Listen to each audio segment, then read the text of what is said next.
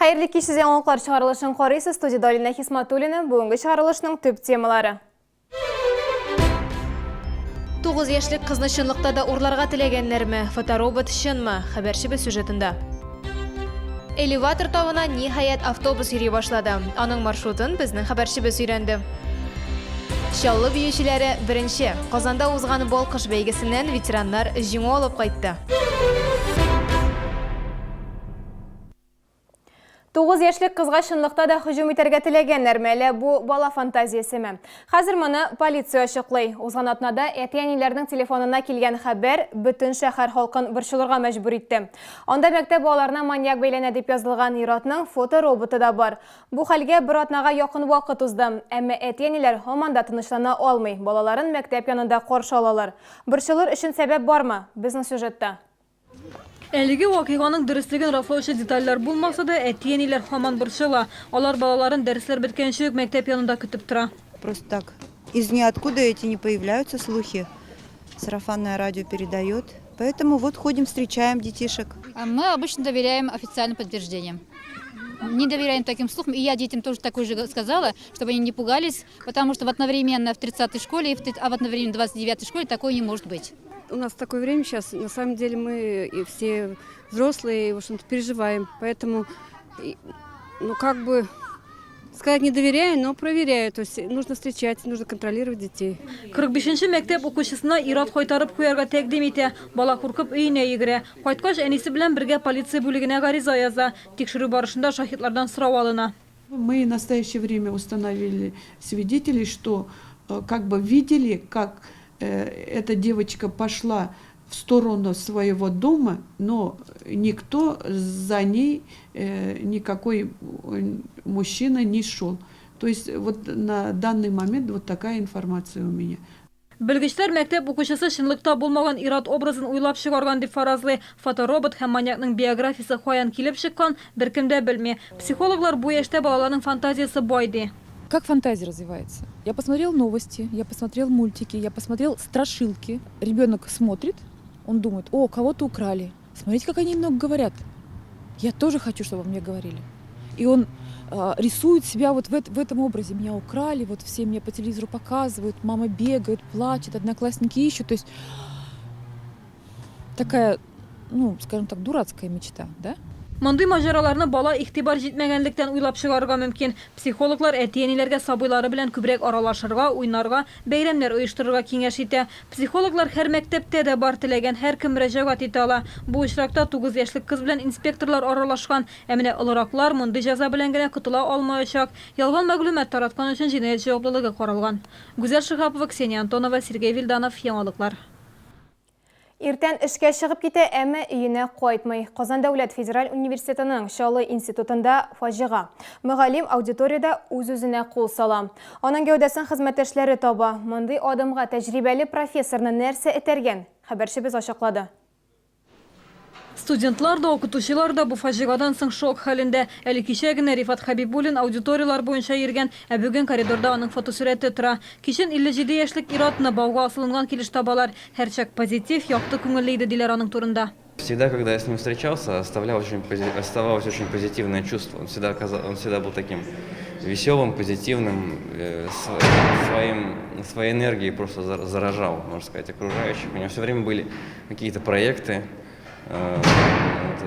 подключал, по которым он всегда старался подключать молодежь. Рифат Хәбибуллин күп санлы мактаулы исемнәргә лаек булган, ул автомеханика факультетын җитәкләгән. Элек деканда булган һәм күптән түгел генә бу вазифадан азат иткәннәр. В Казанском федеральном университете он работал в Набережно-Челнинском институте 26 лет, если брать весь его педагогический стаж, с 1990 года.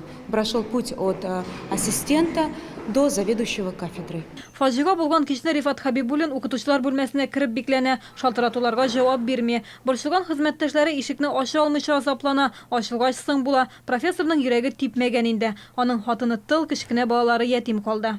В ходе осмотра места происшествия была изъята предсмертная записка, в которой, соответственно, умерший прощался со своими близкими и родными.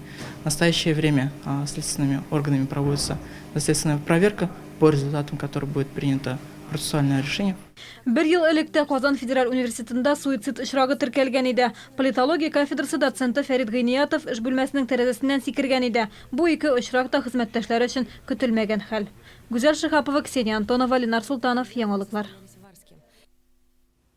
Иртәгә көндезге онда Рифат Хабибуллин белән хушлашачаклар. Профессорны соңга юлга озатырга теләүчеләр Тынычлык проспекты 16-нчы йорт адресы буенча автомеханика факультетына килә ала.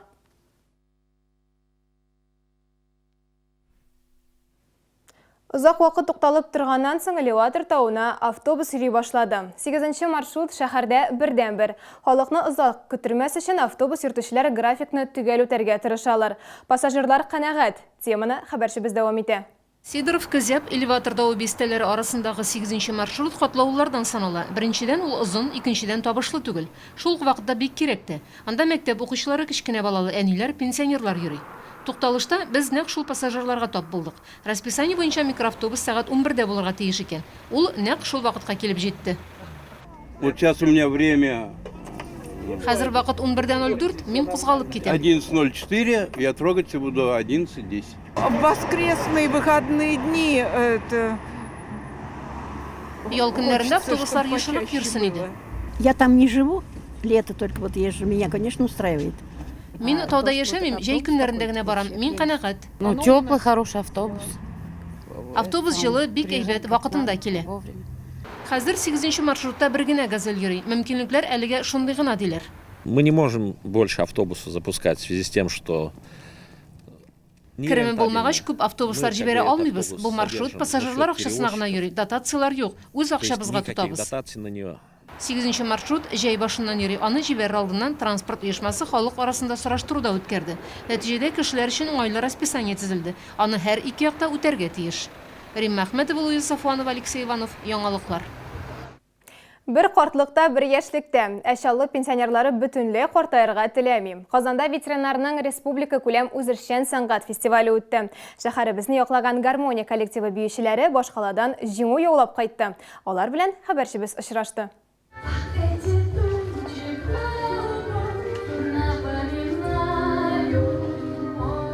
Тыннары бетми, кан басымы нормада, кәйфләре күтәренке. Гармония коллективы биючеләре Балкыш республика бәйгесенә җиңүче диплом белән кайттылар. Мондый конкурс һәр ел үткәрелә. В прошлые года, когда мы участвовали, мы...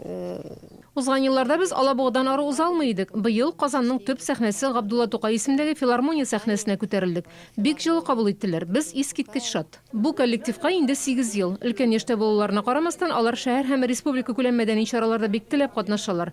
Быелгы бәйгедә гармония Тучи в голубом исемле бию күрсәткән. Осталыкка, камиллеккә шикләр юк. Хәзер алар җиңү дәртендә яңа конкурска әзерләнергә керешкәннәр. Өр-яңа бию куялар.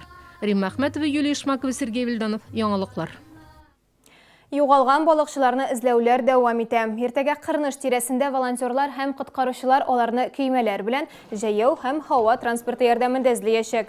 Исегезгә төшерәм, 8 октябрьдә бу районда абыйлы энеле 2 балыкчы югалды.